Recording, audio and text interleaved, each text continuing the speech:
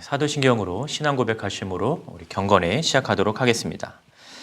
전능하사 천지를 만드신 하나님 아버지를 내가 믿사오며 그 외아들 우리 주 예수 그리스도를 믿사오니 이는 성령으로 잉태하사 동정녀 마리아에게 나시고 본디오 빌라도에게 고난을 받으사 십자가에 못 박혀 죽으시고 장사한 지 사흘 만에 죽은 자 가운데서 다시 살아나시며 하늘에 오르사 전능하신 하나님 우편에 앉아 계시다가 저리로서 산자와 죽은 자를 심판하러 오시리라. 성령을 믿사오며 거룩한 공회와 성도가 서로 교통하는 것과 죄를 사하여 주시는 것과 몸이 다시 사는 것과 영원히 사는 것을 믿사옵나이다. 아멘. 오늘 우리 보실 성경 말씀은 열왕기하 5장 1절부터 14절까지입니다. 구약 성경 열왕기하 5장 1절부터 14절입니다. 제가 가진 성경으로 구약 성경 567쪽입니다. 본문은 1절부터 3절 그리고 마지막 14절만 봉독하도록 하겠습니다. 1절입니다. 아람 왕의 군대 장관 나아만은 그의 주인 앞에서 크고 존귀한 자니 이는 여호와께서 전에 그에게 아람을 구원하게 하셨음이라. 그는 큰 용사이나 나병 환자더라. 전에 아람 사람이 떼를 지어 나가서 이스라엘 땅에서 어린 소녀 하나를 사로잡음에 그가 나만의 아내에게 수종들더니 그의 여주인에게 이르되 우리 주인이 사마리아에 계신 선지자 앞에 계셨으면 좋겠나이다. 그가 그 나병을 고치리이다 하는지라. 우리 14절입니다. 나만이 이에 내려가서 하나님의 사람의 말대로 요단강에 7번 몸을 잠그니 그의 살이 어린아이의 살같이 회복되어 깨끗하게 되었더라. 아멘. 우리가 영화나 드라마를 보면요, 주연이나 또 조연의 역할이 분명하게 구분이 되어 있는 것을 볼 수가 있습니다. 그리고 대부분의 사람들은 아무래도 조연이나 엑스트라보다는 주연에 보다 더 많은 관심을 갖게 되는 것은 사실이죠. 우리의 인생도 좀 비슷한 점이 많이 있습니다. 주인공처럼 주목받는 삶을 살기를 원하지 엑스트라와 같은 그런 주목받지 못하는 삶을 살기를 원하는 사람은 거의 없을 것 같습니다. 하지만 모두가 주인공처럼 살아갈 수는 없는 것이 현실이기도 합니다. 물론 우리가 살아가는 인생에서 또 주인공과 또 이 엑스트라를 구분하는 그런 명확한 기준이 규준을 정한다라고 하는 것이 쉽지는 않지만 그래도 우리의 일상을 보면 어떤 사람들은 주인공으로 살아가려고 하기도 하고 반면에 어떤 이는 엑스트라와 같은 인생을 사는 것처럼 우리 눈에 보여지기도 합니다. 오늘 본문 열왕기하 5장 1절부터 14절까지에 나타나는 이 내용은 우리에게 아주 익숙한 그런 내용이죠. 주된 내용은요, 나병에 걸린 나아만 장군이 하나님의 사람인 엘리사를 찾아갔을 때 그의 병을 고침을 받았다라고 하는 이 주된 사건을 우리는 5장 전반부를 통해서 확인을 할 수가 있습니다. 앞서서 영화 얘기를 잠깐 해드렸는데 오늘 본문을 아마 영화로 구성을 한다면 우리는 어렵지 않게 주인공과 또 엑스트라의 역할을 구분할 수 있을 것입니다. 누가 보아도 주인공은 나아만이 되겠죠. 그리고 한 명 더 꼽는다면 아마 나아만의 병을 고친 엘리사 정도일 것이고요. 그리고 엑스트라는 이름조차도 언급되지 않았던 사람들일 수도 있어요. 본문을 보시면 2절에 보면 나아만의 아내가 등장을 하고요. 또 13절을 보시면 나아만이 이스라엘에 갈 때 데려왔던 종들 역시도 이름이 언급되지 않습니다. 그리고 마지막으로 다시 2절로 돌아와 보시면 전에 아람 사람이 떼를 지어 나가서 이스라엘 땅에서 어린 소녀 하나를 사로잡음에 라고 할 때 이 어린 소녀도 이름이 언급되지 않는 엑스트라와 같은 존재로 우리 눈에는 비춰집니다. 그러나 본문에 나오는 이 어린 소녀를 보면서 비록 엑스트라와 같은 역할로 우리 눈에 비춰지지만 하나님의 섭리 안에서 과연 이 여종은 엑스트라와 같은 존재인가 아니면 주인공과 같은 그런 존재인가를 우리는 다시 한번 생각해 볼 수가 있습니다. 즉 하나님 안에 거하는 주의 말씀 안에 또 주의 은혜 안에 거하는 자들은 엑스트라의 삶이 아니다라고 우리는 말할 수가 있는데요. 그 이유를 본문에서 두 가지 정도로 생각을 할 수가 있습니다. 첫 번째는요, 하나님의 섭리 안에 거하는 그런 엑스트라는 절대로 외적인 조건이 그들을 규정하는 절대적 기준으로 제시되지 않는다라고 하는 점이죠. 1절에서 나아만에 대해서 소개를 하고 있습니다. 1절을 다시 보시면 나아만을 어떻게 소개를 하고 있냐면 그의 주인 앞에서 크고 존귀한 자 이렇게 얘기합니다. 나아만을 묘사할 때는 크다, 존귀하다 이런 표현을 사용하고 있죠. 그리고 또 끝에 보시면 또 큰 용사 이렇게 얘기를 하고 있습니다. 이것이 바로 나아만을 설명할 때 사용되어졌던 표현들인 거예요. 근데 이에 반해서 오늘 본문 2절에 등장하는 이 여종, 이 소녀를 보시면 이 2절에 나타나는 이 정보를 통해서 우리는 전부 이게 한정적인 것밖에 알 수가 없다라고 하는 것이죠. 우리가 보았던 어린 소녀에 대한 정보는요, 그녀가 이스라엘 땅에서 왔다라고 하는 것이고, 지금 현재의 상황은 여종으로서 지금 살아가고 있는, 쉽게 말하면 노예로서 지금 살아가고 있다라고 하는 것이죠. 1절에서 언급되었던 나아만과 비교했을 때 이 소녀는 이름조차도 언급되지 않은 인물입니다. 이름도 없이 본문에 잠깐 등장을 했다가 사라졌던 이 인물이 바로 여종이었다라고 하는 거죠.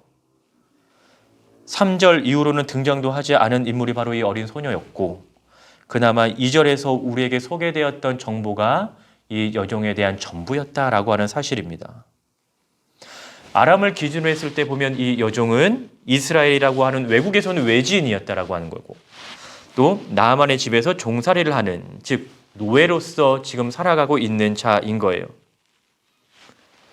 하지만 그녀가 어리고 또 외지인이고 노예로 살아간다고 해서 이러한 요건들, 이러한 요소들이 그녀를 평가할 수 있는 절대적인 기준은 될 수 없다라고 하는 것입니다. 여기서 우리가 미처 보지 못한 중요한 사실이 하나가 있는데, 우리 눈에는 그저 종살이를 하고 있는, 노예로 살아가고 있는 비천한 소녀로 비춰질지는 몰라도 그녀는 구원의 능력이 하나님께로부터 오고 있다라고 하는 사실을 알고 있는 자였습니다.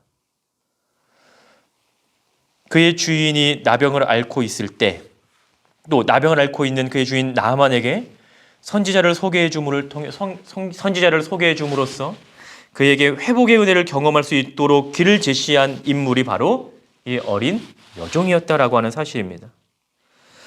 나병으로부터 자유롭지 못했던 나아만에게 선지자를 소개해 주었던, 그리고 그 나아만을 만남을 통해서, 엘리사를 만남을 통해서 그의 인생의 변화를 경험할 수 있게 해주었던 인물이 바로 이 어린 여종이었다라는 것입니다.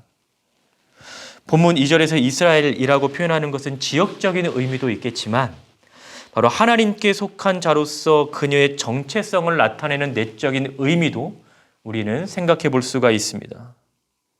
즉 다시 말하면 외적인 요소가 어떠하든지 하나님의 백성이라고 하는 그녀의 정체성은 변하지 않는다라고 하는 겁니다. 우리가 어떠한 상황에 있든지 또 우리가 지금 어떠한 모습으로 살아가고 있든지 간에 우리가 하나님의 백성이고 하나님의 사람이고 또 그리스도인이라고 하는 사실에는 변함이 없다라는 겁니다.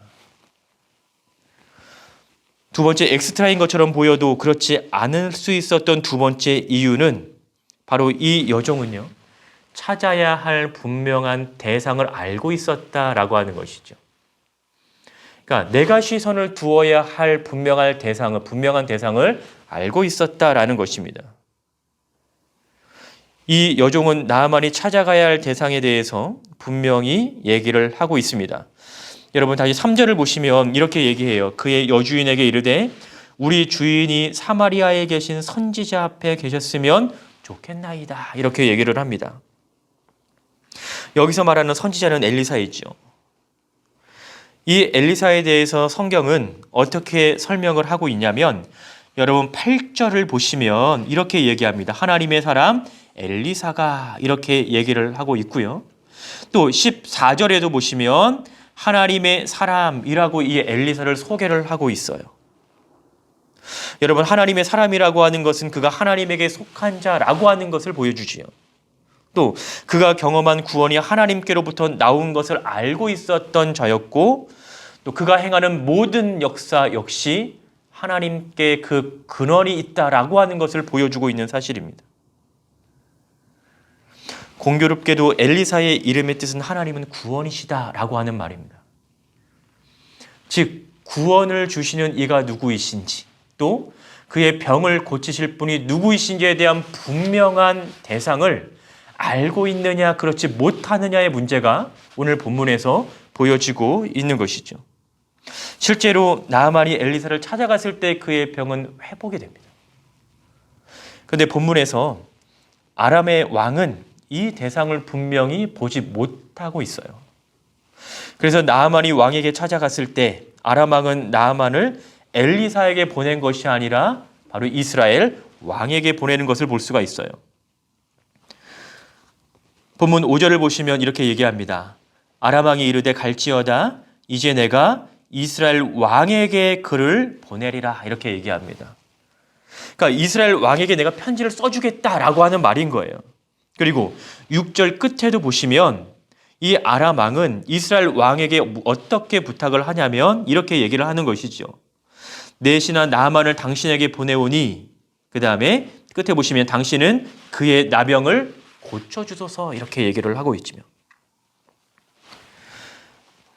이러한 모습은 바로 구원을 베푸시는 이의 참된 권위가 누구로부터 오는가를 깨닫지 못하는 그런 모습에서 오는 행동입니다.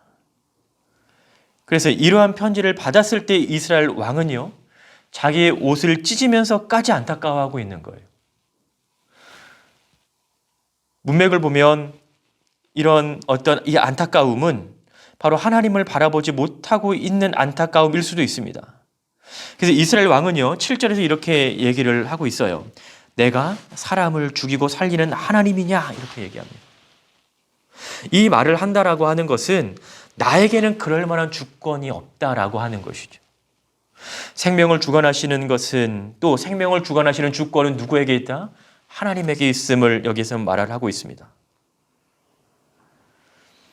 바로 이 여종과 아람 왕의 분명한 차이점이 여기에서 드러납니다. 여종은 이 병을 누가 고칠 수 있고, 또 구원이 누구에게 오고 있는가, 또 그 문제를 누가 해결해 줄 수 있는가를 분명히 알고 있어요. 하나님이 하나님 되심을 알고 또 그분을 향해 우리의 시선을 고정시킬 수 있는, 또 고정하여야 하는 자세가 우리에게는 필요합니다. 여러분, 시선이라고 하는 것은요, 방향을 의미합니다. 방향성을 말을 합니다. 우리가 하나님께 시선을 고정한다라고 하는 것은 모든 능력의 근원이 하나님께 있음을 내가 알고 있다라고 하는 말이죠. 우리가 이 땅을 살아가면서, 또 우리가 지금 힘겨운 삶을 살아가면서 우리가 과연 어디에 우리의 시선을 두어야 하는가, 우리의 시선의 초점이 어디를 향하고 있는가, 바로 이것이 오늘날을 살아가는 우리에게 있어서, 특별히 하나님의 자녀로 또 하나님의 사람으로 그리스도인으로 살아가는 우리에게 필요한 자세일 거라고 생각이 들어요. 우리 눈에는 그저 스쳐 지나갔던 이 인물, 이 본문을 읽었을 때 생각도 나지 않았던 이 여종일 수는 있어도, 이 여종이 이 본문 안에서 하고 있는 역할은 너무나 크다라고 하는 것이죠. 우리 눈에는 엑스트라로 비춰질지는 몰라도 그녀는 이 본문의 이야기를 어쩌면 이끌어가고 있는 내적인 주인공과도 같은 역할을 하고 있습니다. 이 여종이 이렇게 얘기할 수 있는, 또 비록 엑스트라와도 같지만 주인공처럼 살아갈 수 있었던 이유는 바로 그의 안에 믿음이 있었기 때문에 그렇다라고 하는 것입니다. 그리고 이 믿음 안에서 그녀는 하나님에 대한 확신을 가지고 있었다라고 하는 것이죠. 하나님이 어떠한 일을 하실 수 있는가라고 하는 이 분명한 사실을 이 여종은 알고 있었습니다. 여러분, 우리가 하나님을 확신할 수 있고 신뢰할 수 있는 오직 유일한 이유는요, 바로 그분이 하나님이시기 때문에 그렇습니다. 다른 이유는 없죠. 그분은 창조주이시고 그분은 절대적인 주권을 가지고 계신 분이시기 때문에 우리는 그분의 은혜 아래 머무를 수밖에 없고, 또 우리의 시선은 그분에게 놓여질 수밖에 없고 또 우리의 삶은 그분의 주권 아래 있을 수밖에 없는 것입니다. 비록 누군가의 눈에는 엑스트라와 같은 모습으로 보일 수는 있어도 주 안에서 살아가는 자라면 역할의 비중이 높고 낮음이 중요한 것이 아니고 바로 그 역할에 충실한 모습으로 살아가는가, 바로 이것이 더 중요한 문제일 것입니다.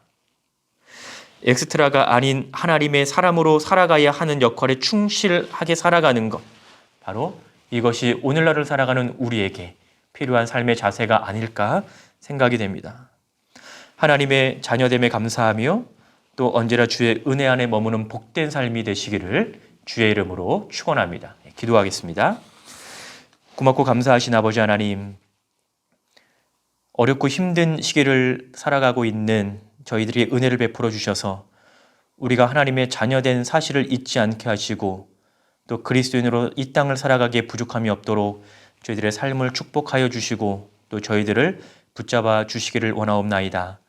하루하루의 삶을 통하여서 우리가 하나님의 주권 가운데 또 하나님의 은혜 가운데 또 주의 말씀 가운데 머무는 삶이 될 수 있도록 저희들 함께하여 주시고 또 이의 모든 상황들을 주님 간섭하셔서 하나님의 가장 선하신 뜻으로 인도하여 주시기를 원합니다. 우리가 그리스도인으로 살아가기를 게을리하지 않도록 또 우리가 하나님의 사람으로 살아가기를 겁내하지 않도록 하나님 우리를 붙잡아 주시옵소서.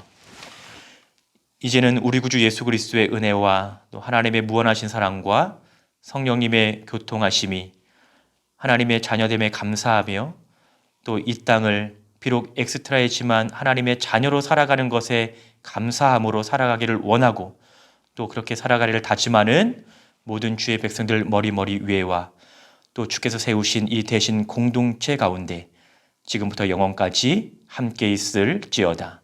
아멘.